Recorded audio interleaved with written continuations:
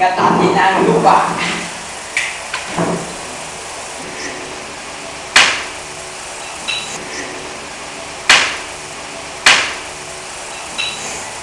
Cheers! Para sa lupa! Bukas ay pupunta kami kay Santales at sasamsamin ang kanyang mga ari-arian. May nakapagsasabi daw sa akin na nakalabas na daw ang kabisa. Kamote, sa ganun ay namin siya sa kanyang kapigatian.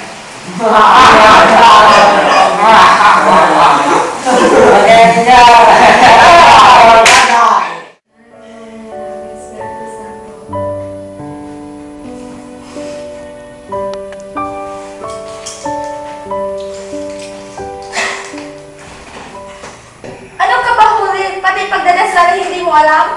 Pasensya po, senyora. Hindi ako marunong magdasal ng wikang Espanyol. Kaya tayo pinarusahan ng Diyos ay sabagat makasalanan tayo o dili kaya ang mga kamag-anak natin ay makasalanan na dapat natin turuan ng kabaitan ngunit hindi natin tinuturuan.